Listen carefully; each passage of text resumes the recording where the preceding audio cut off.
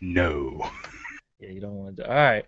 We are live, and this is Reason, aka the Secular Round Table. They call us Reason because it stands for Religiously Educated Atheists, Secularists, and Other Non-Theists. Welcome to our discussion today, which is humanism superior to religion? So without further ado, we'll go ahead and get this thing started. I am Aeolus, your host, aka your favorite atheist. You can follow me on Twitter at GodWorksOut.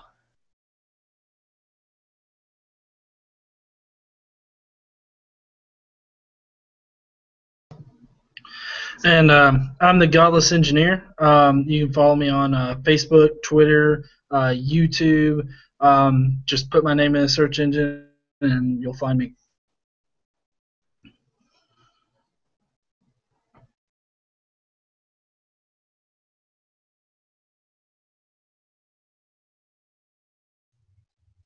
All right, there we go. I am Brendan. I also go by Prototype Atheist. You can also follow me on Facebook and Twitter and YouTube, all that good stuff. So find me over there after this.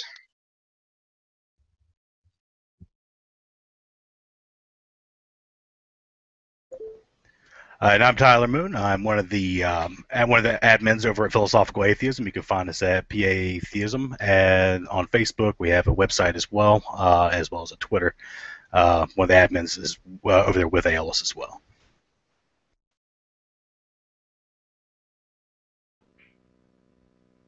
Okay.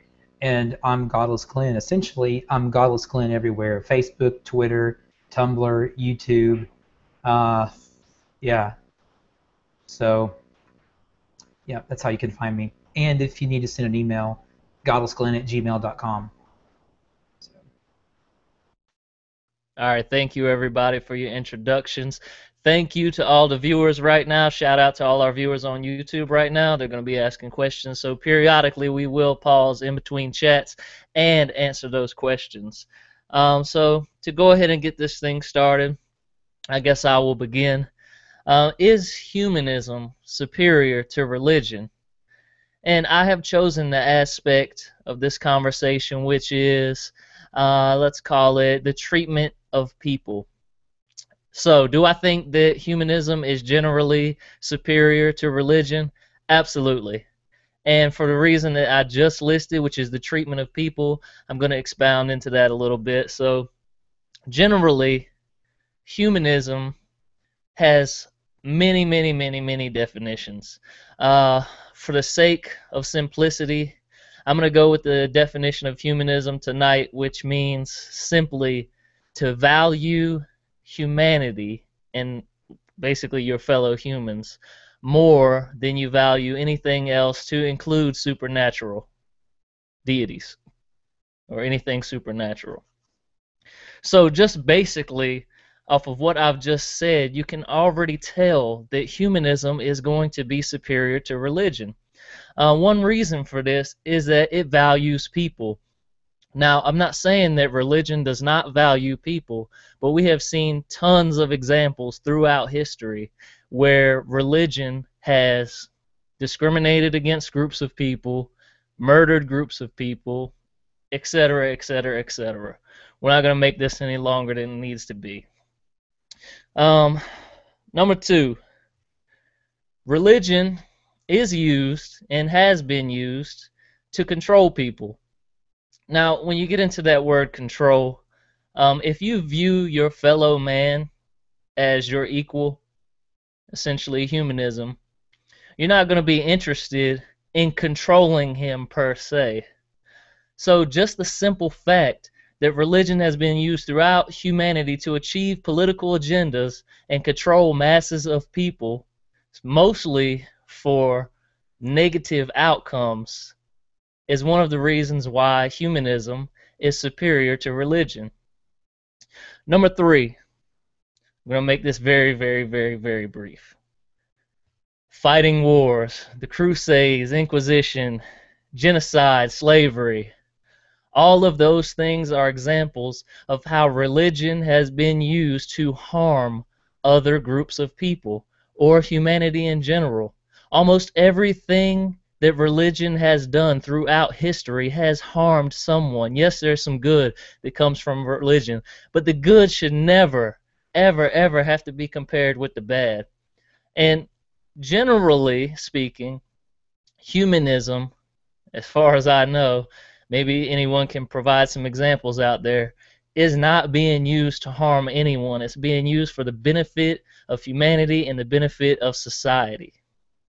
Number 4, religion, for the most part, is anti-scientific in nature. Most religions are anti-scientific. This is a huge problem for us because just considering the medical advances that we could have achieved up to this point if we did not have religion, it just baffles the mind at how we could, keep something like that so stagnant. For example, stem cell research.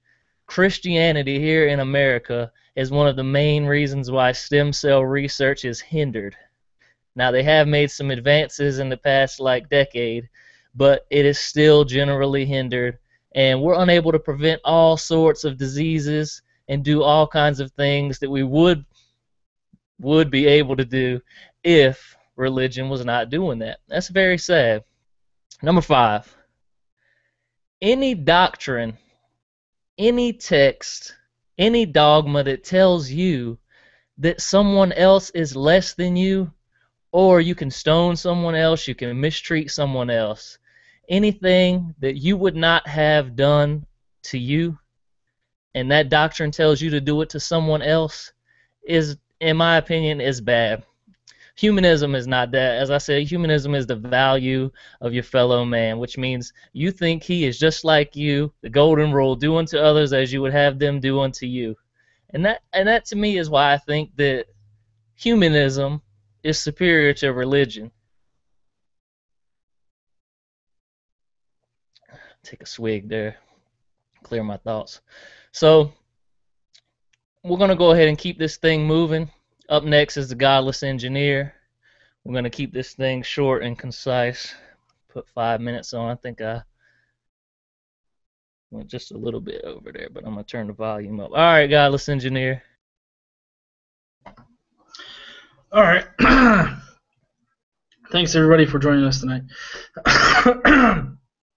Tonight, I want to talk about the kind of the economics of donating to Christian charities or churches as opposed to donating to secular organizations. And I want to start off with the religious organizations first. And I really want to stress that when people donate to a church, I don't know if they see it as them donating to help their community or help a specific cause like the poor or whatnot, because Jesus was all about helping the poor. I know one apostle, he actually told to actually sell all of his stuff in order to follow him, or not, maybe not sell it but give it away. I can't remember the exact wording on that, but the point is that Jesus was very poor oriented in certain gospels. So I'm not sure what the religious mindset is when they're donating to a church, but where the money actually goes is actually to the church or the overall church organization. And where I want to highlight this is the Catholic Church. It's The Economist is an economy magazine, and they actually pulled from various sources like tax returns and everything like that, and tried to figure out how much the Catholic Church actually spends in a year. And it came out to be $171.6 billion a year. No, that's not a typo or a misplaced decimal. That's $171 billion a year. Now, if you've watched Maxima Mea Culpa, that's the documentary that talks about how in California they actually circulated this one priest that sexually abused hundreds of kids, deaf kids to be exact. And they did this, and what they ended up doing was they had this pot of money set aside, $5 billion, in order to silence victims of sexual abuse. And so this $5 billion doesn't even dent what the Catholic organization spends in a year. Doesn't even put a small dent in it. And yet, do you know where they get this money from? Donations and other sources like that. Of course, there's the taxes and loopholes, which I believe Tyler is going to go into. But a bulk of it is from donations. If you think about how wide-reaching the Catholic Church is, I mean, donations to the Catholic Church that they get every single Sunday, I mean, that's pumping. That's a real money-making machine that they got going there. So they've got $171.6 billion that they're bringing in each year. Yet, you know how much religion contributes to actually helping charities or actually helping the public at large? Only like $9.6 billion, which, granted, religion is the major contributor to it, but do you really expect anything else? I mean, with as wide-reaching as religion is, if you think about their vast network, just of the Catholic Church alone, if you think about the wide network that they have, is it really so outrageous of an idea that they would be a major contributor out of all of the American donations to actual charities that help? Now, that's assuming that it is the entire. How much time do we got?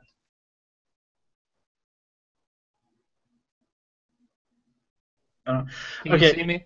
You got about 60 seconds left. Go ahead. Okay. So that's assuming that the entire 9.6 billion is the Catholic Church alone. That's not even considering the other denominations that there are. And so, considering this, I mean, what you got to think about what they're pumping their money into. They're pumping their money into their churches, the upkeep, paying priests, covering up sexual cases, pedophile cases, protecting their priests. I mean, they have a lot of overhead that they have to account for. I didn't really get to go into the secular charities, but if you think about secular charities, they have specific purposes. Like the Foundation Beyond Belief, they actually have volunteers that work, and any donations that come in actually work to go out to help the community at large. And then like the American Atheist Foundation, donations that you give to them, I mean, they have to file taxes, so you know exactly how it's spent. Although, and I know Tyler's going to get into this, but churches, they don't have to really account for the donations, as far as I know.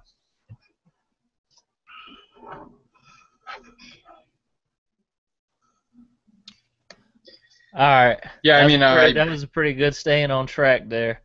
Real quick, over here on YouTube, we've got someone that wants to ask you. They ask, spins on what? So go ahead real quick and tell them whatever it is. He's kind of asking a general question here. Spins on what? But I think that he was talking about specifically what it is they're spending on. Oh, spends on what?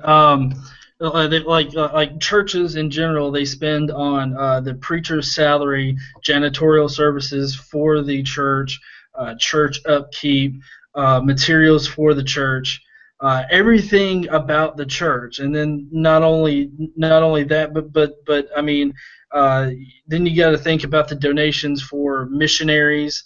They send out missionaries, and they get this veiled sense of doing good, going out and building schools, but they're only doing it so that they can, push their religion. So while they are doing something good, they're only doing it because they can push their religion. And so you have to think about all the overhead that churches go through of paying, salaries and upkeep of the actual stuff that they own, paying for all of that kind of stuff. So there's a lot of overhead that comes with running a church, and I'm not sure if a lot of people really understand that. All right, so we've got that's a good answer there for the question. We've got Stephen Corey here. He said, "Good evening, all." Thanks, Stephen, for joining us. Iz Marcos was the one that asked that question. We have Elizabeth Swap. She's saying, "Love the TARDIS poster." We got Mother Teresa got millions of donations, but purposely kept her sinners dirt poor, borderline abusive, so that the sick and dying could participate in the passion of the Christ by their suffering. Yes, unfortunately, Cheryl, that is well documented, and her. Oh, I'm not gonna use that word, but An interesting note on that: Hitchens actually did a very good documentary on this, and I implore anybody to go and see it. It's actually on YouTube if you can find it. It's called Hell's Angel, and I mean, he actually investigates it. And I mean, Mother Teresa actually withheld pain medication for the sick and dying because she felt that their pain got them closer to God. And so, that's not really related to donations or whatnot, but it's just the fact that she was just a vicious woman that in her mind, she thought that pain made you closer to God, and it really just made people's lives even that more miserable when they died. yeah, there's a word for that. Anyway, so she went on to say, actually, the Catholic Church is one of the few churches that will truly help the poor and those individuals who've lost their jobs and need help with rent, food, and clothing. That is subjective, I think. Then she went on to say golden thrones. Let me see here. He said, yes, he asked the question prematurely, so you answered his question. We've also got Gold God in here. He said, hey, guys, what's up, Gold God? Thank you for joining us. So without further ado, we're going to go ahead and let Brendan get into this.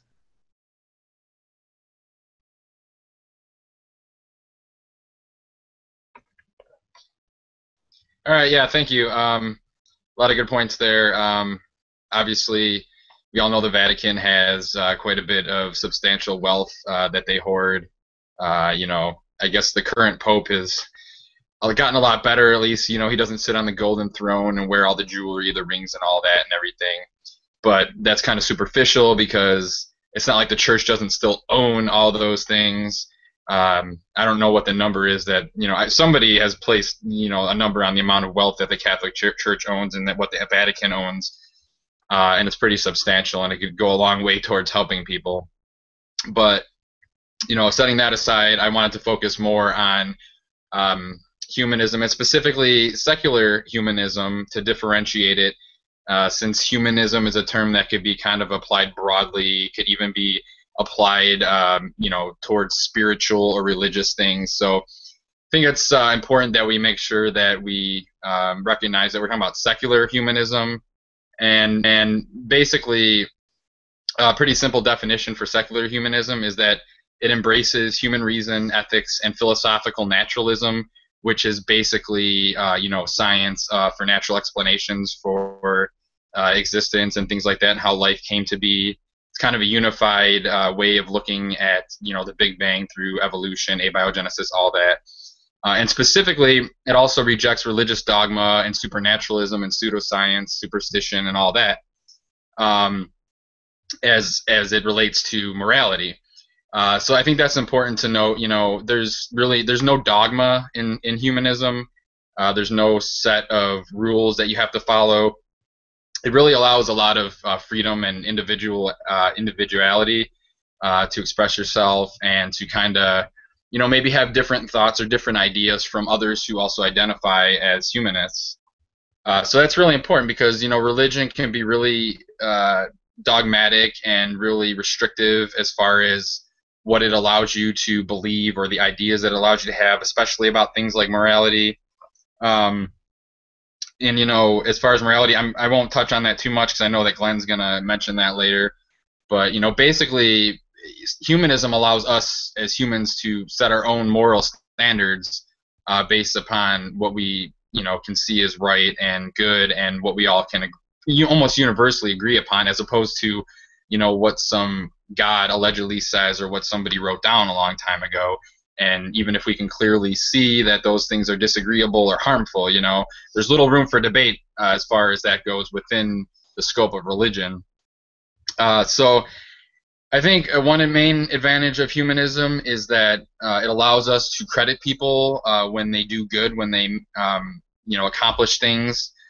How many times do we see people? We can remember Matthew McConaughey at the Oscars last year up there going on about thinking how God was responsible for this and that he's just a pawn and all that. But it's like he's completely taking away from his own ability. What he did, that he worked hard and that he was able to put this great performance on film and have it be recognized as such.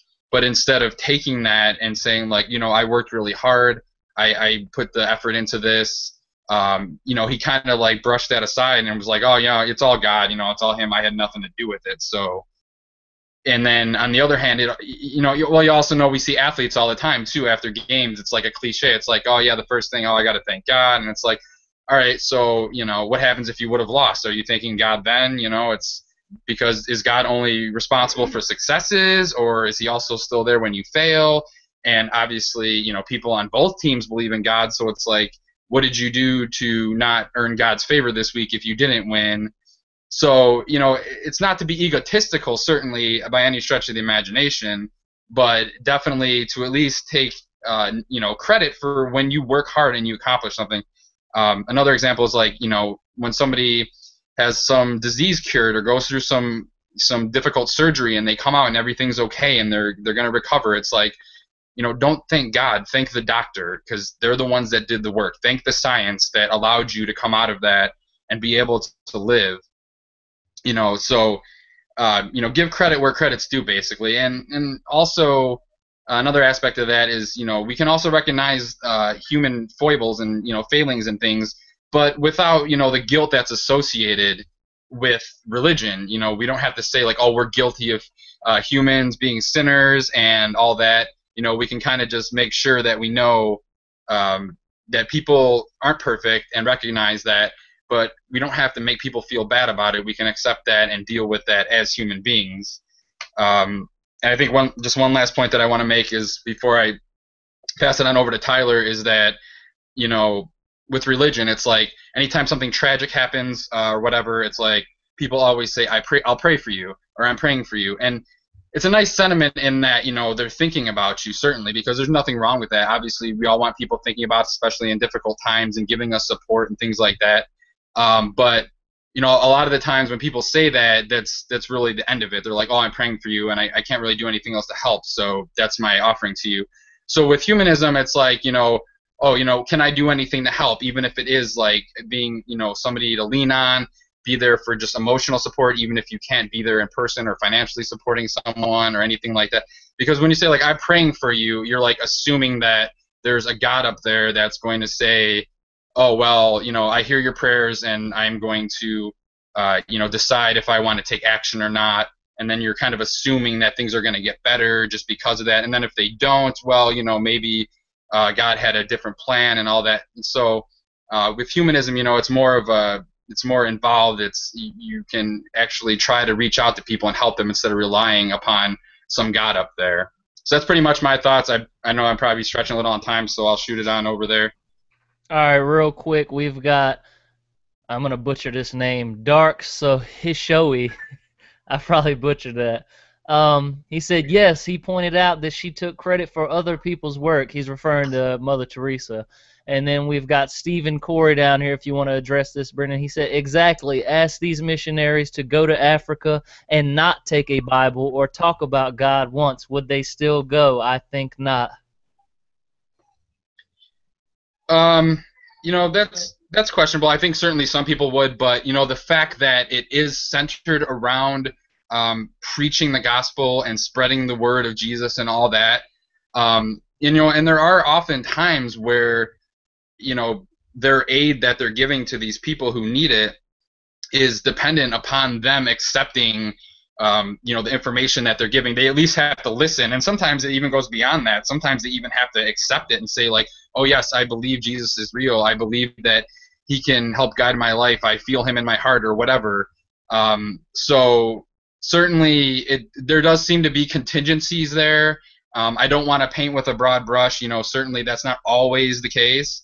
but there's no doubt that that is frequently the case where, you know, the aid that they're giving, and also, you know, there's also a lot of associated costs with just getting the missionaries over there and then their upkeep and all that, which, you know, isn't going directly to the cause. So Absolutely. I think he did a great job outlining that there. He said, I don't think humanism can be associated with religion, so calling it secular is somewhat meaningless.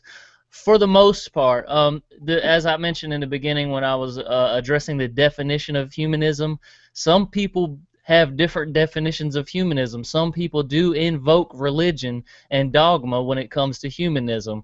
So just consider that a little bit. We've also got Sir HC1018. He said, same here. Good health is much better than bless you, referring to what should someone say when someone sneezes. We got Marcos. He said, can we think of a different response to someone when sneezing? I've just resorted to speaking German when someone sneezes. It's so traditional to do so.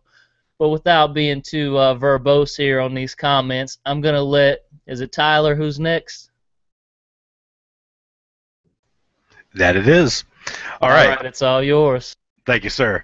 All right, so I'm going to go ahead and start off at the very beginning. Most of my information I have obtained is through the IRS, through Charity Watch, which is the American Institute of Philanthropy.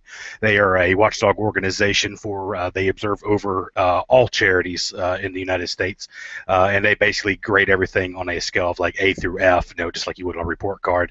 And it covers everything as far as how well it's spent, how much overhead is taken is taken into account for, how much, like if you give $1, like is 80 cents of that going to helping people, or is a smaller amount going to help people? Hang on, I got a lot of overhead music. There we go. Okay, so without further ado, so churches and other similar related charities are not legally required to register or file annual information with the IRS or the state charity regulators due to the nature. I've got to turn that around. Due to the nature of them being a quote unquote religious foundation. Freestanding charities, let's see here, they do not actually fall under the church's tax-free filing status. So those are actually required to file annually under the IRS, but they get through a loophole sometimes because a lot of states actually don't require them to report it. So that is one loophole that they get to fall through. Most church and religious-based charities are not even required to publicly disclose how they're spending the donations. So most of what we do know is found from privileged information. It's them actually coming up and saying, "Hey, here's where we're spending our money." But unfortunately, most of them are not even not even made to do so. In 1997 alone, it was estimated that religious groups falling within that loophole itself accounted for roughly $75 billion, which is about half of all of the U.S. charitable giving. There was one organization specifically, just to kind of touch on some of the corruptions within some of the religious side of things. There's one that was charities called Feed the Children.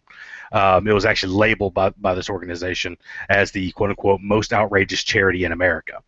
It was found that they only spent 21% of their cash budget on programs that actually helped anyone. An Oklahoma-based newspaper actually said in 2007 the charity spent $1.2 million on a house that was used by the founder's daughter, which was just incidentally was a charity executive until she was fired that same year. There are other claims that they spent that there was they had actually loaned $950,000 to the owner's son to start up a framing business. Things of that nature. Then you look at how a lot of the evangelical movement is coming into place now.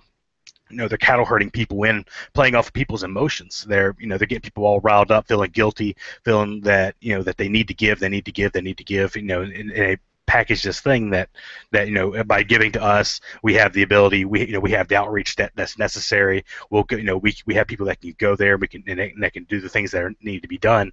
But then you actually look at the net worth of some of these people.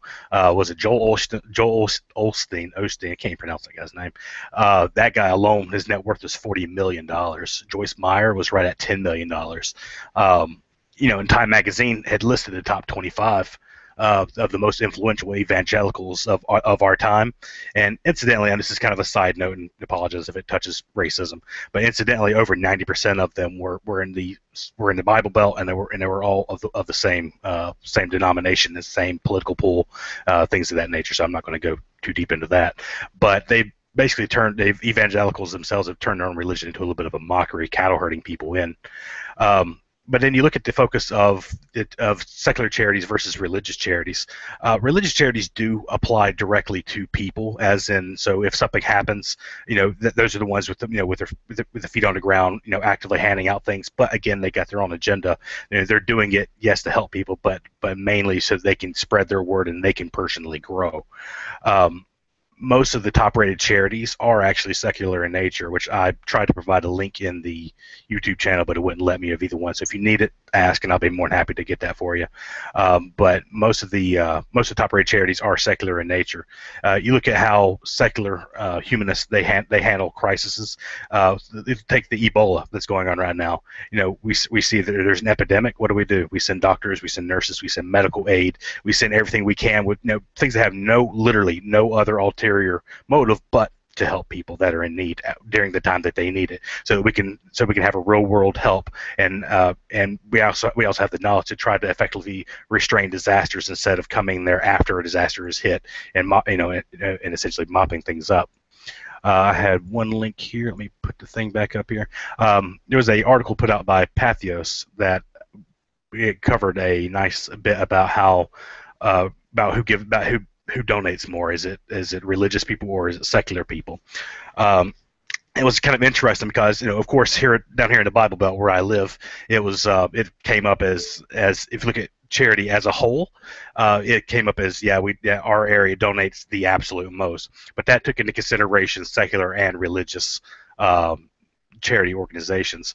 But the interesting part of that was if you take out the donations that are done straight to the church, we went from 5.2% of all of the average person's income all the way down to 0.9, and incidentally that gave the edge to the least religious states. So you get your western side and you get your northeast side, places like New York, California, whatnot. They actually wound up giving to more secular organizations that focus more on research on things for developing homes for people who need them, for working on running water for people, things like that. But you got to look at how. I'm sorry, I'm getting a little twisted here because all my stuff keeps closing out on me. But you look at how the church spends their money. I'm not saying that they don't help people, because they absolutely do. But more and more, you're finding out that they're becoming more and more corrupt as time is going by. You're finding out that these people who are running these shows are pocketing so much of the money, and they're donating it to their own family, so they can become more and more prosperous as time goes by. When the people who actually need it are donating out of the goodness of their heart, and they are good for doing so. But unfortunately, a lot of times, depending on what organization that you're giving to, you might be giving 20% on the dollar that you're giving these people might actually go to help anyone, in which case you would be better off actually passing by a homeless person on the street and giving them $1. That would actually help someone more than giving to some of these organizations, which is rather sad. So I know that we're a little bit more pressed on time, so I'm going to cut mine a little short since all my stuff keeps bugging out on me. So I believe we got actually no, we're going to go back to Aeolus so we can moderate. So thank you. Yeah. So those links that you have, just make sure, because you can go to the actual YouTube page where it's being broadcasted and insert those links in there. Darks, I'm gonna butcher his name again. Darks Sohosohi said, that's terrible. He said, it should be noted that a church can be audited every now and then. Bush Jr. had a church audited because they were anti-gun. So at least we know a church can be audited. Yes, it is very rare, but we do have documented instances of churches being audited. And 9 times out of 10, what do we find? I'll let Tyler go ahead, and if he knows anything about that, he can speak on it. If you don't know anything about it, you can Google it. We have a wealth of information at our fingertips. Check it out. Yeah, it's kind of incidentally that that whenever they do audit these places, there was one I was reading about in where was this? It was in Oklahoma. I don't have the link up because I wasn't expecting that question. But there was one that they were actually giving out assault rifles to people as an incentive to join the church. My first thing was I was like, I don't believe in God, but I tell you what, I could use an AR-15. That'd be kind of nice. But it's like if you look at it, it's like you can't do that. You can't just give a deadly weapon to someone just for as an incentive. But you kind of want to join. You kind of want to join that church, though, Oh, right? no kidding, man! I'd be all up on that. I'd be like, even if you that don't like guns, you can sell that for a nice, pretty penny.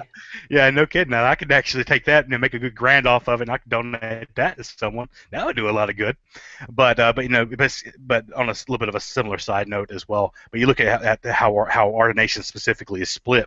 We have so many guns, but yet we have so little bit. At the same time, all of our charities that we have are they're become more and more and more and more corrupt. So it's kind of funny how the tables have turned. It's like we're almost setting ourselves up to be more violent and less helpful in nature, and as time goes on. All right, last but not least, we have the one and only Godless Glen. Welcome to the show, Godless Glen. Hey, how you guys doing? We're good. We're good. We usually just go ahead and mute. Yeah, we can hear you pretty good, but we're going to go ahead and mute so you can go ahead and get your point across. Okay. Well, today I wanted to talk about morality because it seems to be the thing that Christians and apologists and preachers want to talk about the most. They want to say, well, where do you get your morals from? Or they'll say something like, who are you to say that this is wrong or that's wrong? I have a standard. They always present it in this superior manner. Their system is superior, they say. Because, why? Because the Bible says so. And, they start and they end with the Bible. The Bible says it's the Word of God. Here's God's laws. And it just goes around and around. So that's how they present it. So I believe that this system, the theistic system, the Christian morality, is not as superior. I don't believe it's more superior than what I have. I really don't. And some of them may be offended by that. I do believe my system is superior. And there are several reasons. Firstly, the Bible itself fails as a source of morality. Sure, there are good teachings in there. All religions have some good teachings, I would think. But the good things, I think, are outweighed by the bad. And the good that is presented is not original. I mean, Jesus didn't come up with the golden rule. I mean, we have parallels at that time of other religions and things that even predated Christianity or Judaism, that where those religions, where Christianity or Judaism borrowed from the other religions. I don't spend a lot of time on that.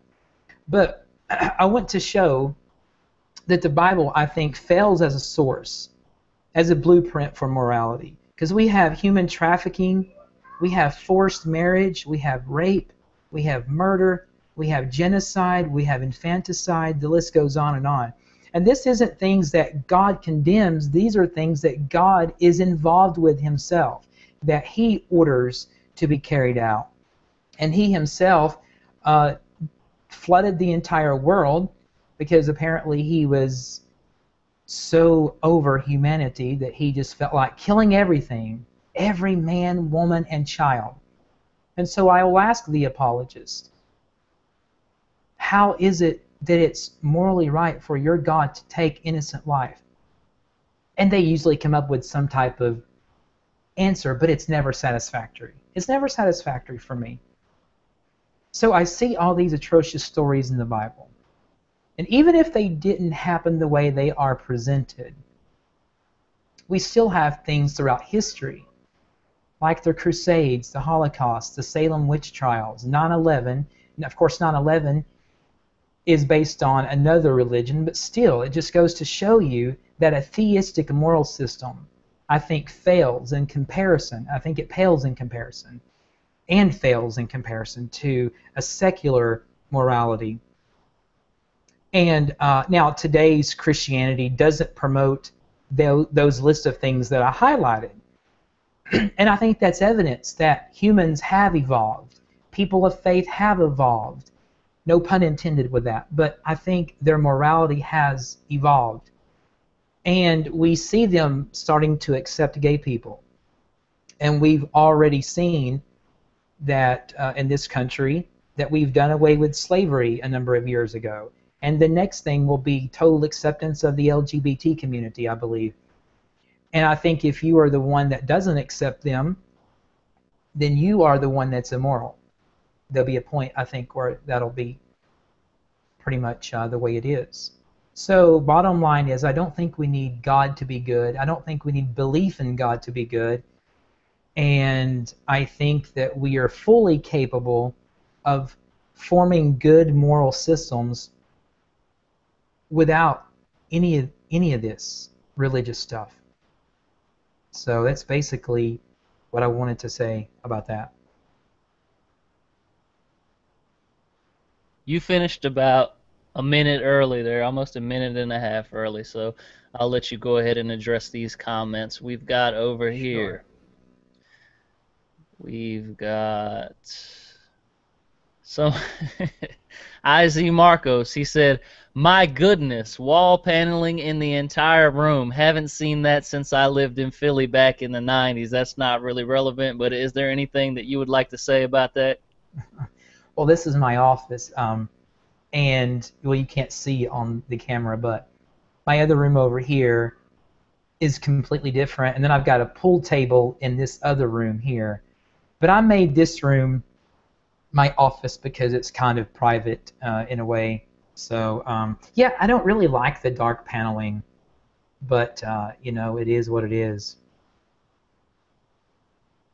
All right, the comments are pouring in over here.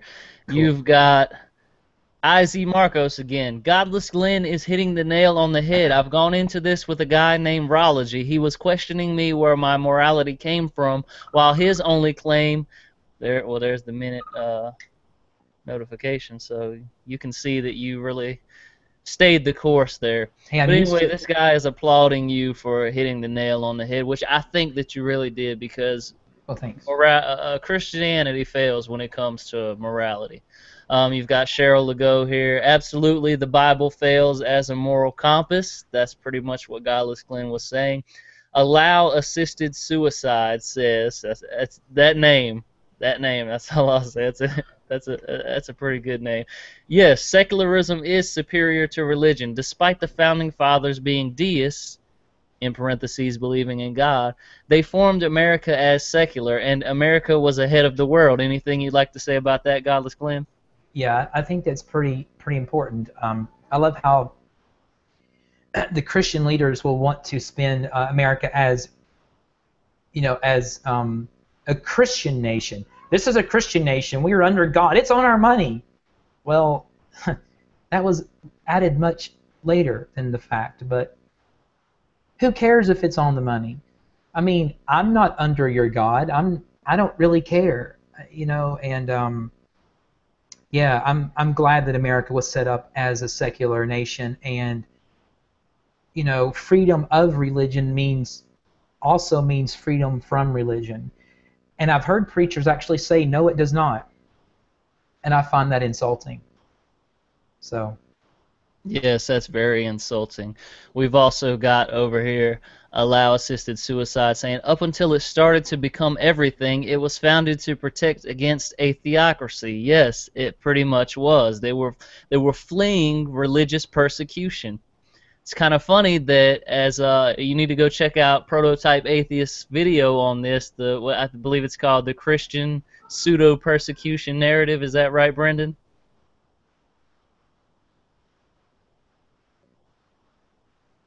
Okay, maybe Brendan is not with us.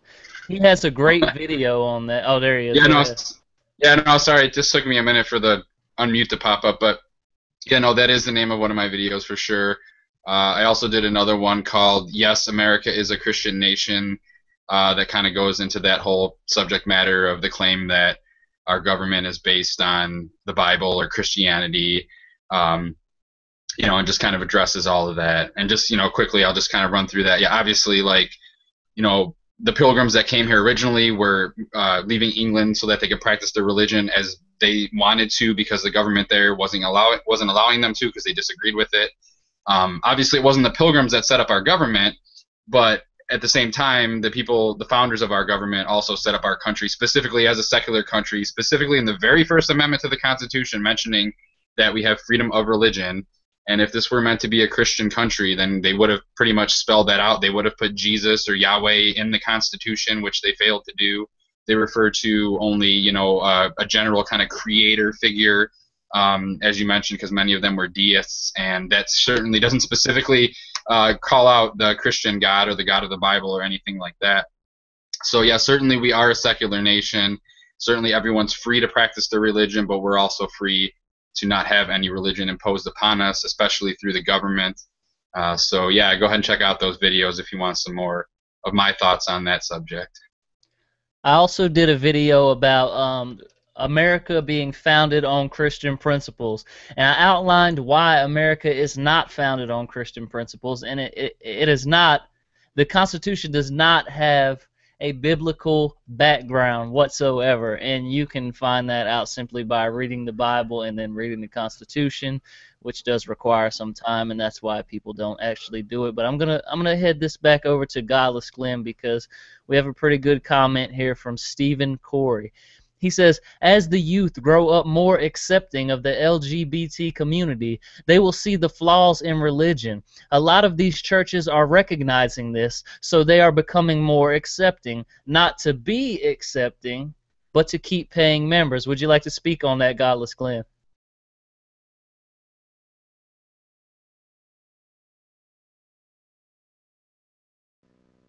Yeah, I want to go read that comment, so give me just a quick second here to understand what he's saying.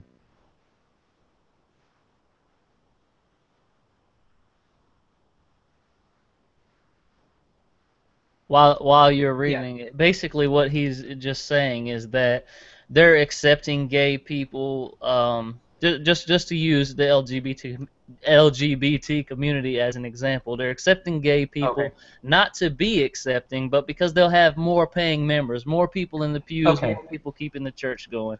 Yeah, I hope that's not the case at all. I mean, I really want to give the church the benefit of the doubt on that one. That they're genuinely becoming more accepting, and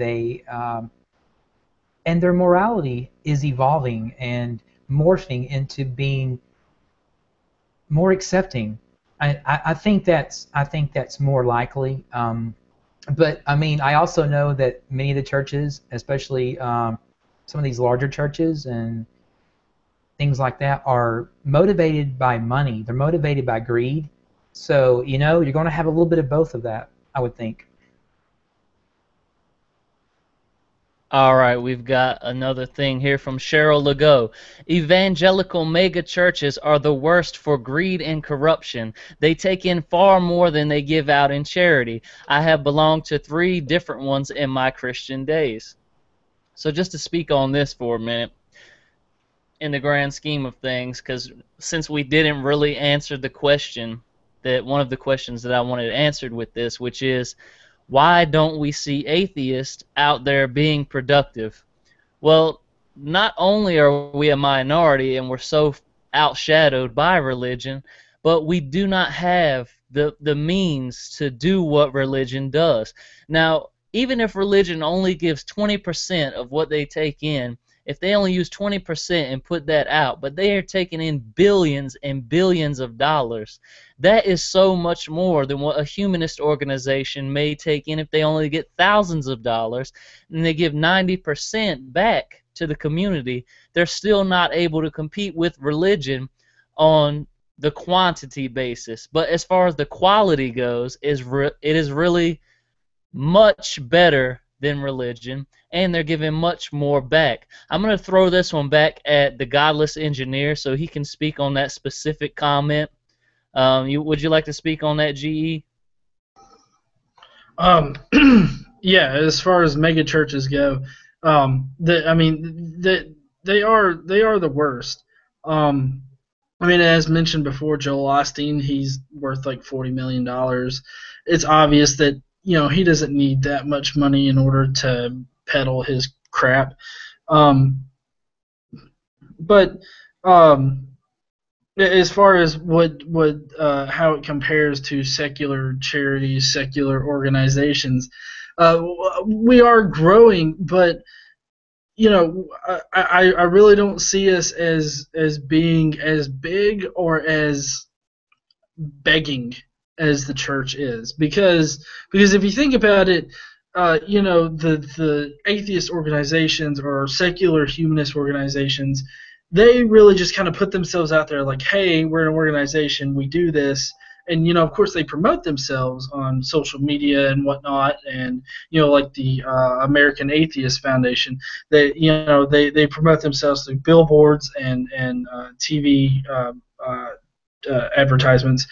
But, they don't have a single day, let alone in some cases, 2 days dedicated to just specifically worshiping them.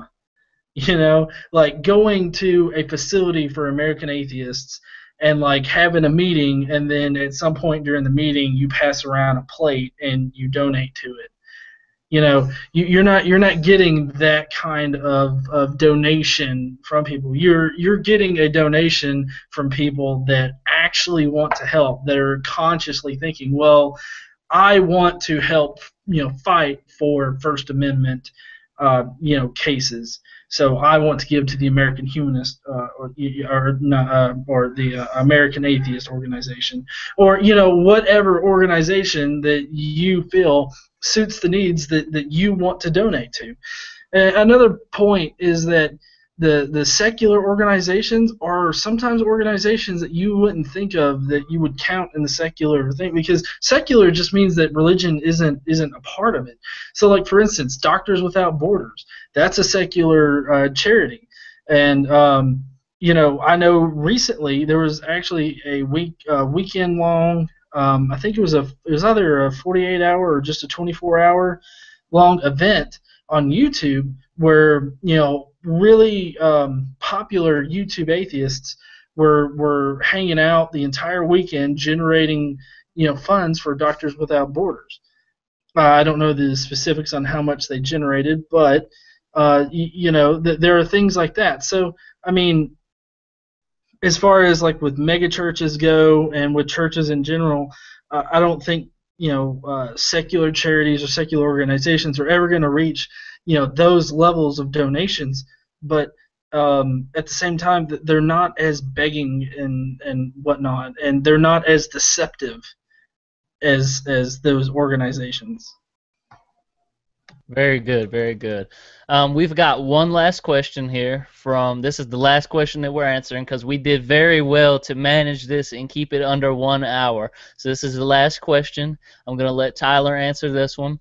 Paul Walton, shout out to Paul Walton, thanks for viewing. He asks, how long, in your opinion, in the digital age of information, do you think before religion goes extinct? They know it's happening, that's why they're getting more fundamental. Tyler, would you like to speak on that? Absolutely.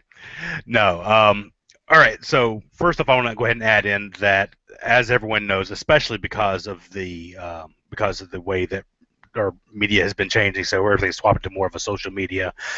My generation, and actually I think most of us in here are our generation, which are the millennials. We are one of the first generations where religion has actually been on the decline, and secular humanism has actually been on the rise.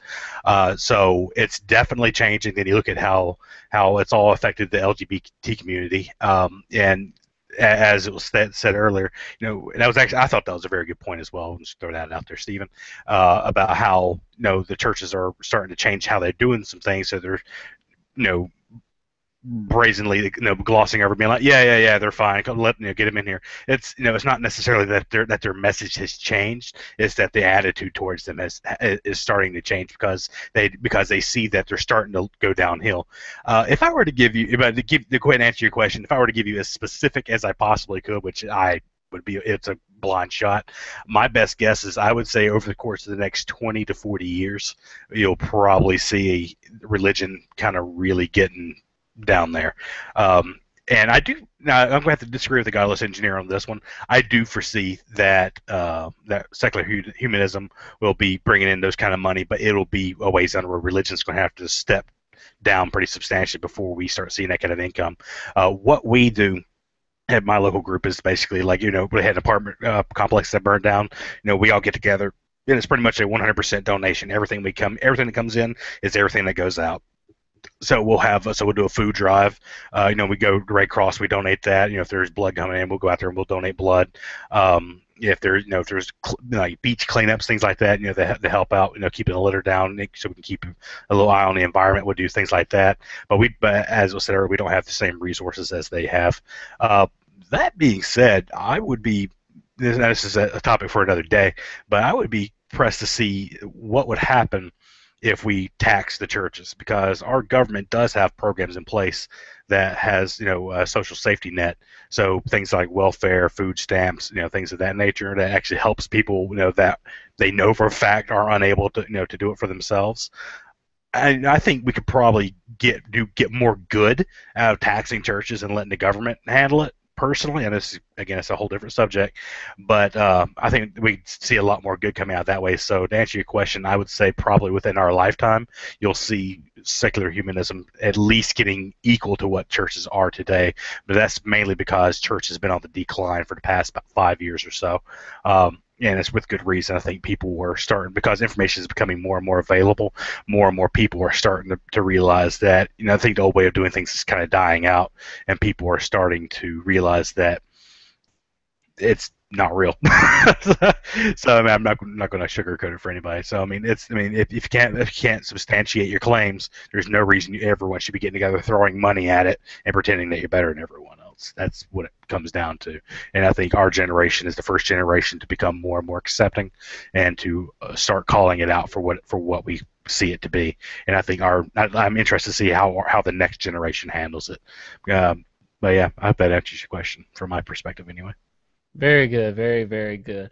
So basically, one time, let's go through, and because our original motion or original question was, is humanism superior to religion? I think we all pretty much implied what we thought about that, but just go through in the order and say what you think. I already said it. Yes, I think that humanism, and especially secularism, is superior to religion.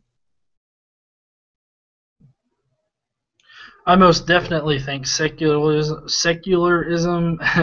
atheism is better than religion.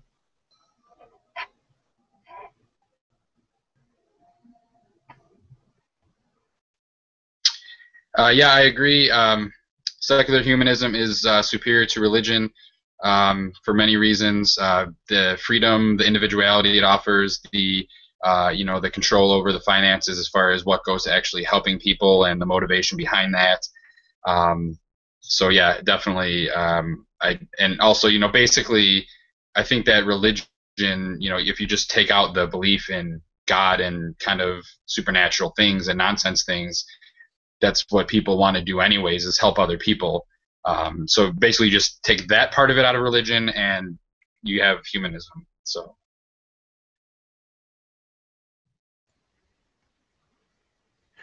Yeah, I'm going to have to concur as well. I'm going to say secular humanism is far superior, not just even a little bit, but it's far superior than that of religion.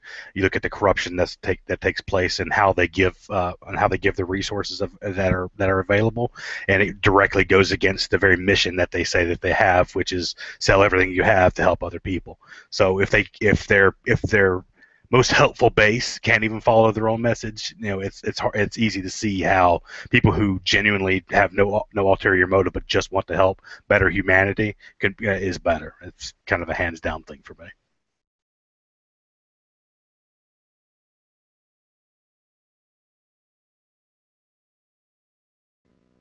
Yeah, and he stole my line. I think that humanism is far superior as well. I mean, lots of good points raised here, and I'm just glad to be out of religion and thinking for myself, and it produces so much freedom that I never really got in religion. So, I mean, yeah. All right. Special shout out to everyone that viewed this live stream tonight. Just in case you didn't know, because I guess this is the first official announcement, we will be doing this live stream every Sunday night at 9 p.m. Eastern Time, which is subject to change, of course. And we will be doing this under the moniker Reason, which stands for Religiously Educated Atheists, Secularists, and Other Non-Theists. Wait, did I get that right? Other Non-Theists.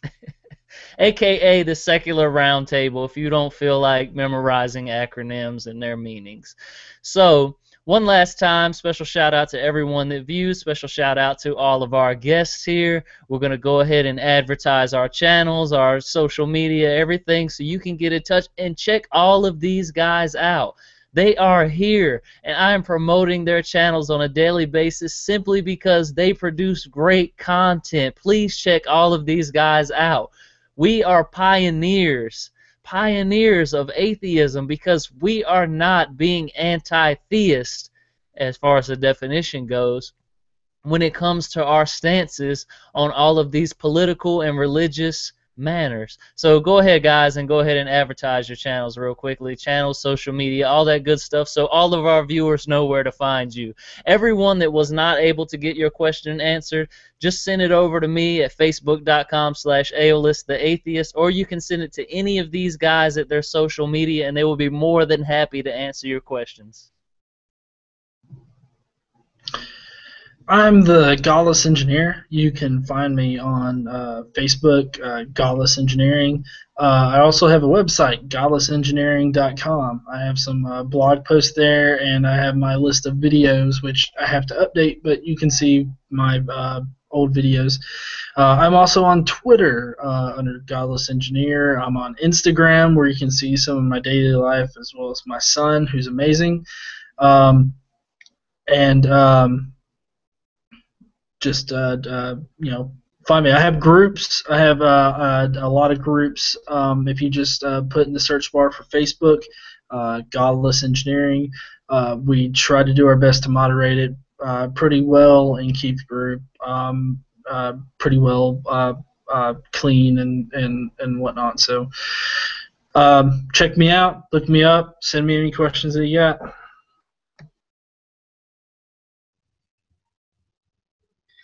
All right, yeah, I am Prototype Atheist. You can find me on Facebook, Twitter, YouTube, obviously. That's my main thing where I post my videos. I do about one a week. And but you know, that's all well and good. But more importantly, you know, I'd like everybody to check these guys out here. These guys all do a lot of good work. They post a lot of good content. So make sure you check them out as well. And you know, we are planning on doing this as a weekly thing. So you know, be sure to, even if you can't watch it live, you know, watch the recorded version of it and the rebroadcast, and check it out, because I think this is really good discussion with some really good people here. So you know, before I head out here, just one last thing. I want to thank Godless Glen. This is the first time that I've had a chance to really, you know, actually kind of see him in person. We've kind of communicated via the internet before, but he was the one that did the introduction and the music video for what I use to introduce my video, so I appreciate that, Glenn. And he does some really good work too, so check him out. And then lastly, in defense of wood paneling here, I just gotta show you guys. I got some of my own wood paneling over here. So you know, maybe some interior decorating tips for Glenn. You see, we got some stucco up there on the top, and you know, hey, I don't know, it's kind of a nice look, so maybe that'll work out for you in your office there, Glenn. But you know, I just thought maybe give you an idea. So I know you were taking some flack for that earlier, but anyways, that's it for me. I'll shoot it over to Tyler. I was just laughing over here because I was just thinking to myself, I hate that background too. No, I'm kidding. No, seriously though, if my high school or college speech teacher ever heard me talking, she'd probably facepalm herself and go, "Ah, he learned nothing from me." Anyway, no, my name is Tyler Moon. I'm one of the admins at Philosophical Atheism. You can find us on the web at www.philosophicalatheism.com, or you can find us on Twitter as P-Atheism. It's just P-A-Theism. Same thing with YouTube, youtube.com, Philosophical Atheism there, and same thing on Facebook, Philosophical Atheism there as well. Yeah, so, yeah, thanks for tuning in for us. Okay, and I do most of my things on YouTube, so you can go to my channel, youtube.com/godlessglen. I do a little bit on my Facebook. I don't really do a lot. I've got a fan page, but I've only got like 30 people or 40 people over there, so it's not really taken off yet. But maybe if more people come over there, I'll start interacting more there. And then, of course, my excuse me, my main Facebook page is Godless Glen there at Facebook, facebook.com/godlessglen, and I will add people. I'm not really too worried about whoever I add on there. So there you have it. It's been good, guys. It's been an interesting discussion, and I'm starting to like frog up now. I don't know what's going on. Alright guys, make sure you check out all of these guys. As I said, they are all great. That is why they are here. Godless Glen, especially you and the Prototype Atheist, I know you guys' pages have kind of like a lower number of likes compared to other pages, like say for example Philosophical Atheism, where me and Tyler admin. So if you guys would like to admin there, it would be, let's just say, it would behoove you to kind of take that on as well. Maybe you can use it to advertise your Facebook pages, but maybe not, because the way Facebook is going, I don't know if you guys have seen all that with Facebook. Maybe we'll discuss that later, but it's very hard to get a page going now. So if you've already got momentum going, you should go ahead and use that. One time, you know, I'm Aeolus, aka your favorite atheist. My channel is God Works Out. You can follow me on Twitter at God Works Out. As I mentioned, I admin over at Philosophical Atheism. They have a YouTube page, youtube.com/Philosophical Atheism. They have a Facebook page, facebook.com/Philosophical Atheism. They have a Twitter, P-Atheism, for Philosophical Atheism. I also blog over at religionhurtshumanity.com. I blog there. Check it out. You can find all of my social media listed here on my channel. If you find this video somewhere else, then you can find it on my channel. The channel is youtube.com/GodWorksOut. Special shout out to all of these guys that attended tonight. I hope you guys are able to tune in to future episodes of Reason. That is what we are calling it. We are the Secular Roundtable, and we are out. And as always, thanks for watching.